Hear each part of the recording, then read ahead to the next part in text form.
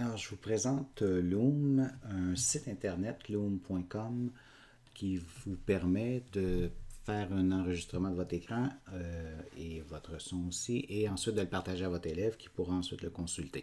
Donc, c'est un outil idéal pour faire des rétroactions. Vous avez Screencastify qui ressemble beaucoup. Il y a moyen de faire aussi de l'enregistrement et de l'audio avec Explain Everything.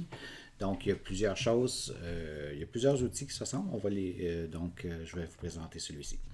Alors, pour utiliser Loom, vous allez avoir besoin de vous créer un compte. C'est important avant de créer votre compte de créer un compte d'éducateur. Ça va vous permettre d'avoir la version pro. Donc, il suffit de le choisir au moment de l'inscription.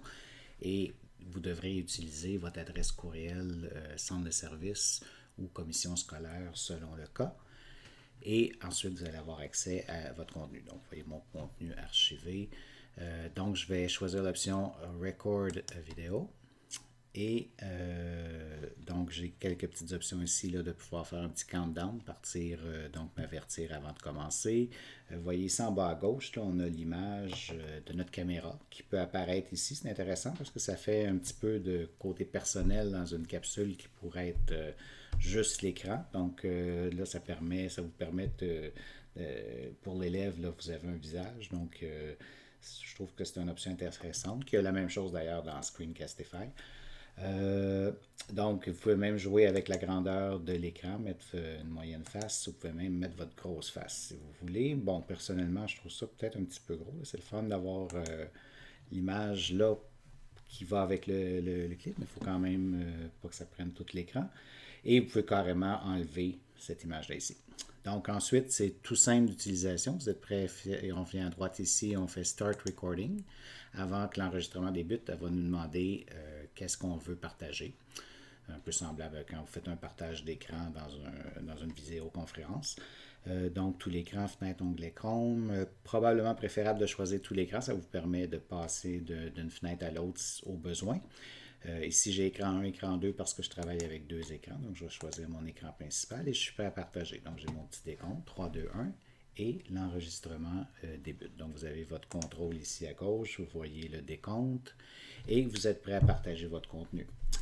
Il n'y a pas grand-chose ici, là. Il n'y a pas beaucoup d'options. Essentiellement, vous pouvez poser. Ça peut être important, par exemple, si vous apercevez qu'il vous manque des documents que vous auriez dû sortir avant. Mais votre élève n'a pas besoin d'attendre que vous allez chercher, vous cherchiez plutôt vos documents dans vos fichiers. Donc, vous arrêtez, vous allez chercher ce que vous avez besoin de mettre à l'écran et vous repartez ensuite l'enregistrement. Faire attention ici, le cancel recording, mais c'est ce que ça dit. Ça va annuler, vous allez avoir juste une chance. Si vous faites OK ici, bien, vous perdez l'enregistrement et il ne sera pas possible de le récupérer. Donc, je fais annuler parce que je vais garder mon enregistrement. Et là, ensuite, c'est simplement de trouver le contenu qu'on veut partager. Donc, moi, je me sers souvent de ça, par exemple, pour accompagner une correction d'un devoir qui a été envoyé à l'élève en format PDF. Donc là, je mets la copie PDF à l'écran. Et avec Loom, ben là, je peux lui commenter sa correction. Je peux même rajouter au besoin à ce moment-là des petites choses dans le document. Je peux en profiter aussi, pas juste pour mettre en évidence les erreurs, mais aussi en profiter là, rapidement quand on passe sur quelque chose qui a été bien fait, bien de le dire. Ça aussi, c'est important. C'est plus facile à faire en audio, en vidéo que simplement par écrit dans un document. Je vais m'en servir souvent aussi, par exemple, pour faire une explication. Ici, je prends OneNote, mais on pourrait prendre un autre tableau blanc, Jamboard, Explain Everything qu'on mentionnait tout à l'heure. Et avec mon stylet ici, ben là, je peux aller, par exemple, faire un système d'équations pour faire qu'on pourrait laisser en capsule à l'élève, donc il pourrait ensuite visionner autant de fois qu'il veut finalement. Et donc, je vais laisser la solution de l'équation. Pour les pauvres profs de français, là, je ne vous ferai pas subir ça.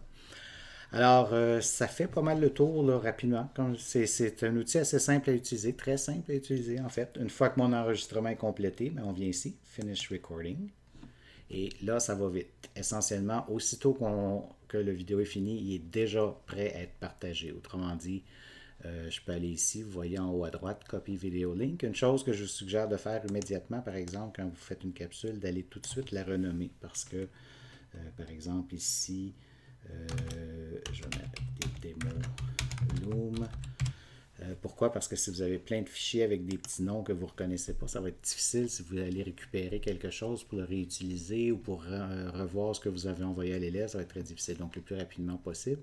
Et après ça, vous faites simplement copier vidéo link. Le lien est copié. Et vous allez pouvoir maintenant insérer ce lien-là dans un courriel à l'élève. Et l'élève, lorsqu'il va le recevoir, on va voir ce que ça donne. Je vais aller dans une fenêtre incognito, je vais coller le lien que je viens de copier. Et essentiellement, donc vous voyez que l'élève n'est pas connecté à aucun compte, mais il a quand même accès à la vidéo ici. Je vais l'arrêter parce que le son sera pas en double, ne sera pas tellement intéressant. Et vous voyez même ici, là, ça se donne, étant donné que je me suis connecté sur une tête d'incognito, mais ça me dit à moi que j'ai quelqu'un qui a regardé ma vidéo. Évidemment, là, dans ce cas-là, c'est moi. Mais ça peut être intéressant. Ça veut dire que vous avez un retour là, quand un élève regarde votre vidéo. Il peut même il peut vous mettre des petits émoticônes sur sa vidéo.